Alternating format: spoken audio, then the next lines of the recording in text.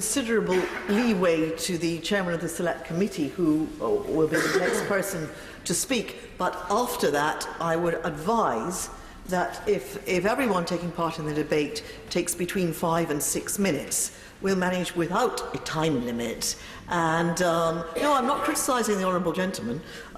He's a former minister. This is fine.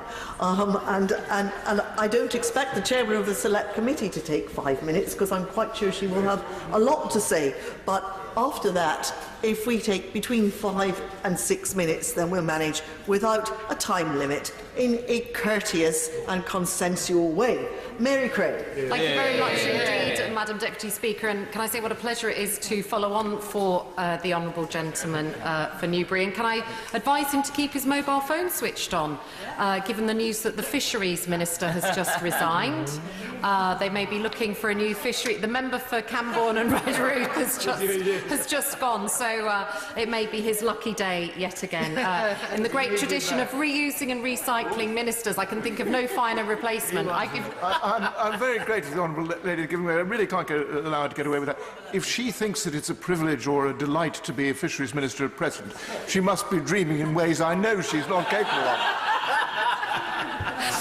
Well, I wonder if the honourable gentleman has resigned, so he doesn't have to answer my committee's letter, which we've just drafted to him about the progress towards becoming a so-called independent coastal state and how negotiations is going with various regional fisheries organisations. But let me return to the subject of this debate. Securing a sustainable future for the planet and our children is a responsibility we simply cannot ignore, and I do welcome the chance to discuss this, because we have spent far too long discussing Brexit in this chamber, and not enough at the absolutely thumping alarm that is being sounded and that we are seeing all around us on our planet. To achieve net zero, we have to reduce our emissions rapidly and at scale in every area of our economy and in every area of our lives. And one of the things that we've tried to do on the Environmental Audit Committee is to talk about some of the personal changes that we're going to have to make, whether that's on turning our backs on single-use plastics, or whether it's looking at how we get to a net zero fashion industry, for example. And I think it's interesting that our report last week took climate change into areas where it perhaps hasn't previously gone. I give way. I thank my honourable friend for giving way, and would you agree with me, one of the personal things that we can all do is look at where, for example, our pensions are invested. Absolutely. And whether they're invested in fossil fuels or whether they're invested in renewables, something I've been doing myself, and I hope that we'll be looking in terms of the parliamentary pension scheme very much at where our monies are going. Well, I thank him for that intervention, and one of the things that we did in our green finance reports last year was to talk to the top 25 pension funds in the country and ask them what they were doing in this area, and of course to talk to our own parliamentary pension fund, and we ranked them based on engaged, moderately engaged and less engaged. And of course we need to shape and bend the entire financial system to invest in this new green economy and to ensure a just transition, because in areas like mine, Wakefield, which were dependent on coal, what we can't have is thousands of people just being left on the dole. We need to skill up the current generations to meet the green future that we want to see. Just one very quick thing. Would my honourable friend accept what I believe is one of the other great strengths is our great science in this country. Absolutely. The science base, good policy based on great science really works. I totally and passionately agree with him. One of the things in our committee is that we are privileged to have global thought leaders come into our committee and give us the best available science. And it is sometimes rather chilling when you have Professor Jim Skier, as we've had from the IPCC, coming in and telling us that our assumptions around how quickly we can decarbonise are based on perhaps overly optimistic assumptions and on new technologies that have not yet been invented. And so perhaps we need the discount rate for the future technologies perhaps needs to be lower than it is at the moment. So, you know, there are some really profound moments in our committee. I'm sure he'd be very welcome to join it. We've got a couple of spaces from the Conservative benches, so I do hope we can get some volunteers following today's discussion. Look, we have been leaders in this, and people still look to the UK for both thought leadership and for policy action leadership, and we provided that under the last Labour government with the Climate Change Act. A weakness in that, however, which has become apparent, is that there was no review process in this Act. So we set up the Committee on Climate Change, which advises government, all well and good, but then it is up to government to heed or ignore that advice, less good, and there is no review process. So now, if we do need to set this zero net emissions targets, we need to kind of re-legislate. So I'd be interested to hear from the Minister about the policy mechanisms around that. So we've signed up to the 2015 Paris Agreement, and we've signed up as well to the United Nations Sustainable Development Goals, which is to create a more equitable, sustainable world. And this year, at the UN, our government is going to subject itself to a voluntary national review, and I do urge all members of this House and all members in this debate to participate in that process. It's about how we end poverty, violence and hunger in every aspect of our communities. And one of the things, again, that our committee has looked at is the hunger aspect. And I do welcome the fact that the Department for Work and Pensions and the ONS real sustainability comes with not just social justice, but with climate justice as well. Now, I want to talk about this, why the net zero matters. And of course, in October 2018, the UN's leading scientists, and some of them were British, showed that if we don't get to net zero, we would basically, they found three things. Basically, the extreme weather is already happening, so the warming is already with us, and we're seeing that with the tragic events on Saddleworth Moor, with the fact that we've had heat waves in the Arctic last year, we've had the hottest ever February day on record. The Arctic is warming twice as fast as the rest of the planet, and in February 2018, temperatures rose above freezing during the polar night, so that's when the sun hasn't even started to come up, so 30 degrees higher than normal. And what we've got to remember is when we talk about an average of 1.5 degrees, that means a 7 degrees rise at the North Pole, and that is catastrophic for the melting of the sea ice. We had a deadly summer last year, and we also had the highest number of excess deaths last year because of the beast from the east. So we had 40,000 excess winter deaths in this country. So when we're talking about climate, we're also talking about ourselves. We're talking about the fact that we're conducting a vast experiment on our the only system on which our life depends, and we don't know what we're doing. We do know how to stop it, but there's a kind of collective passivity around the action needed to stop it. And when we see cities like Cape Town in South Africa running out of water, when we see power stations in Australia unable to work because it's too hot, we have to ask ourselves, what does a 1.5 or even a 2 degrees warmed world look like? Second, the IPCC showed us what the difference is between 1.5 and 2 degrees. At 1.5 degrees, sea levels will be 10 centimetres, well, at 2 degrees they'll be 10 centimetres higher. That means 10 million more people affected by flooding and coastal erosion. That's what the difference between 1.5 and 2 degrees mean. At 2 degrees, all coral reefs die. Our children will never see a coral reef at 2 degrees. If we keep it to 1.5 degrees, 1/3 of reefs may survive. And we have cold water reefs in our shores that we don't know about. We don't value what is beneath the ocean. Our species, our insect Armageddon, our species are becoming extinct at a rate that has not been seen since the last global mass extinction. Again, we've heard in our planetary health inquiry, rates of extinction are between 100 to 1,000 times higher than what is considered natural biodiversity loss. And of course, that affects our food systems, because pollinator populations, if they are devastated, we will have to pollinate our fruit trees by hand, as they are already doing in some parts of China. Soil, the only carbon sequestration system that is known to work and at scale and for free. And yet we keep treating our soil like dirt. We have signed up to a target, that's my little joke, it's the Cinderella ecosystem. We like clean air, we like clean water. What we really should like is dirty dirt, because the more dirt that's in it, and I don't mean bad dirt, I mean, you know, organic content, the better it is. We have signed up at Paris to increase our soil carbon content by 4 parts per thousand. I have not yet seen any policy to support that, not either in the public goods debate around farming and not from the Minister. So I'd be grateful if we could hear something about how we're going to incentivise farmers to achieve that, and also how to incent urban guerrilla gardeners like myself to achieve that in our own homes. If I knew how to do it, believe me, I would. I'd give way. I'm very grateful to the Honourable Lady, and this is actually a serious interjection rather than a brief one. I completely agree with her that we've neglected the soil, although it was identified in the National Ecosystem Services Review very clearly. But doesn't she agree with me that actually the move to payment for ecosystem services should enable successive governments actually to engage farmers in precisely that kind of activity? Indeed it should, but you have to have a baseline measurement and somebody has to pay for the measurement and the monitoring.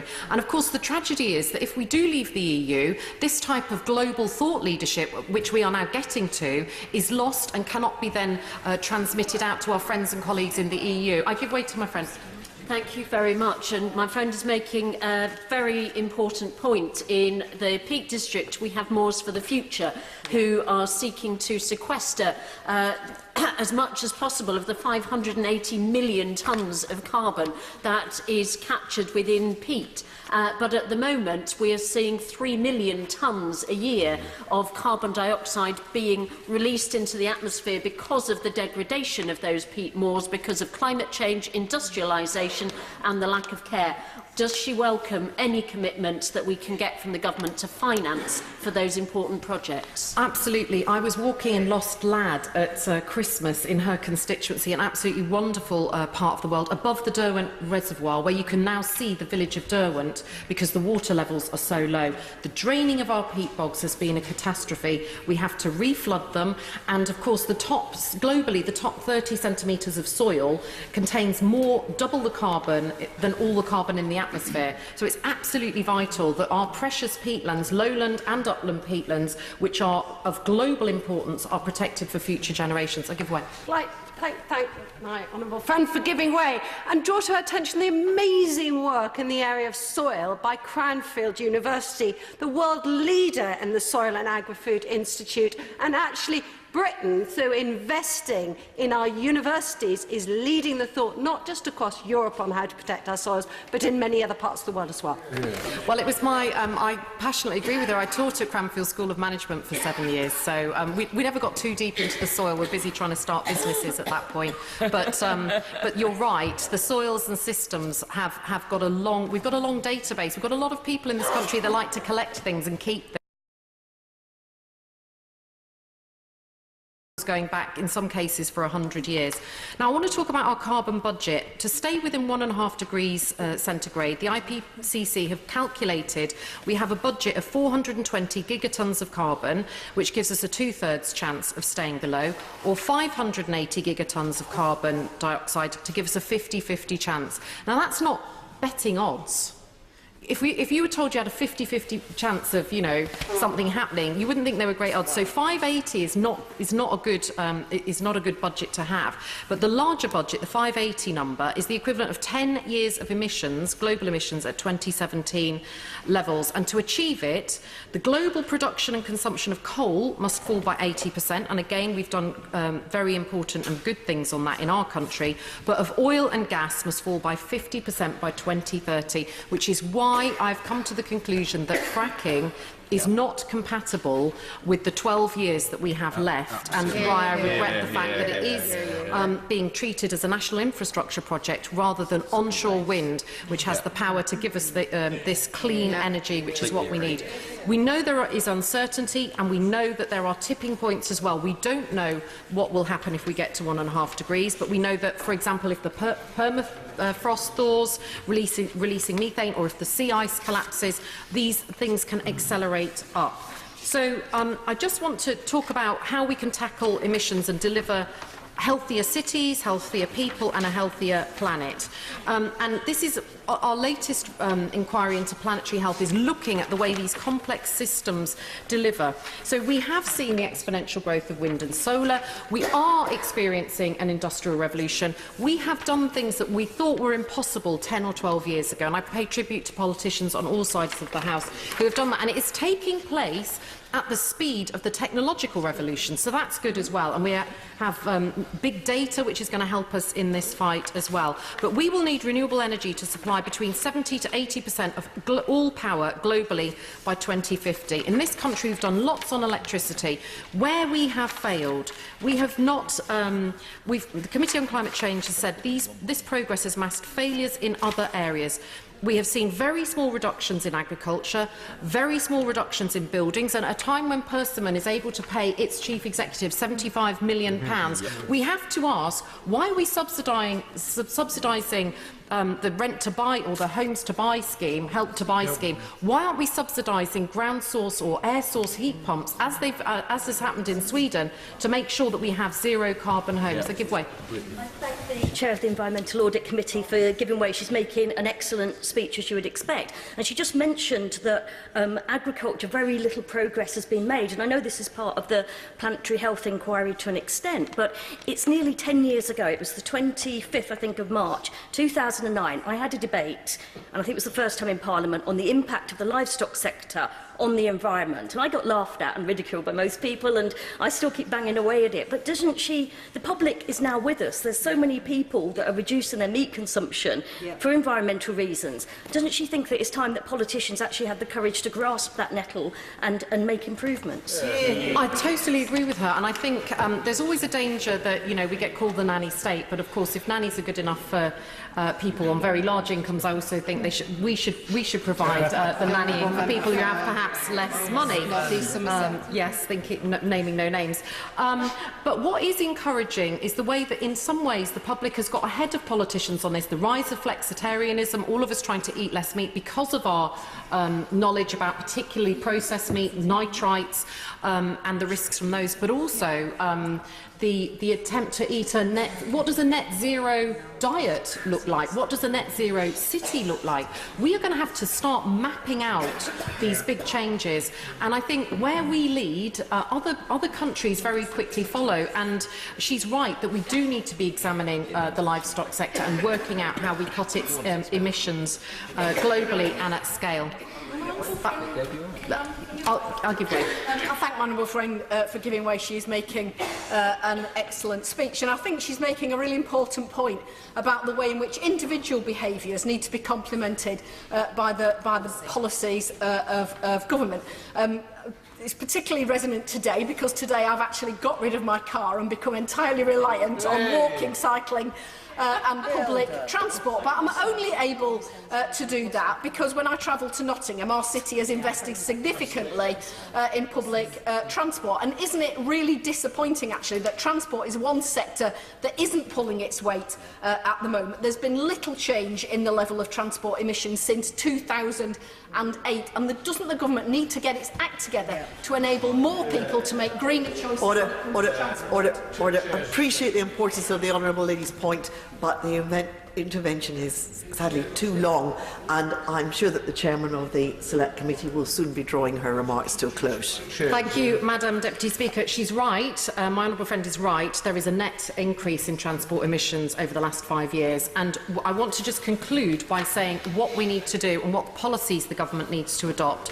The first thing is, government is the largest purchaser of goods and services in the country, and I've been banging on about the need for the NHS, which has a huge budget, to rapidly decarbonise its fleet. And we had the NHS Sustainable Development Unit in front of our committee, and talk about doing this by 2028 is too late. We need electric vehicles in every town and every city. There is no sense in midwives and district nurses going out and polluting the cities and then talking to parents about treating their kids' asthma. That is absurd. So we need cross-government working on this. We need to talk about the difficult to decarbonise sectors, particularly heavy industry and transport, and we come back to things like bus regulation, where if we have Stagecoach today saying, oh, you know, the stuff in Manchester is outrageous. You know, they are running profitable bus services. We need to force them to invest in new, cleaner vehicles. And we need to look at our energy systems. 31 million homes in this country run on gas. How are we going to get them to a clean gas source? Is it going to be hydrogen? Is it going to be air source heat pumps? And how are we going to lag those buildings? It's not that hard, but we need to choose our policy sectors. When we choose our sectors and when we choose our actions, we can have a just transition. We can have that new Green Deal. And we know that the mayors are willing to do this. So we need to also finally make sure that our financial systems are looking at the risks, the physical risk from flooding, the transitional risk from stranded assets in coal and oil and gas-fired power stations that our pensions are currently being invested in. And we need to make sure that we have a stable policy environment. The government can be a leader on this. The Minister has proven she can be a leader, not least in her actions that she took on heading off a no-deal Brexit over the last couple of days. We need to practice what we preach. Yeah. Net zero is not the end. It's just the start of the next mountain to climb. Yeah.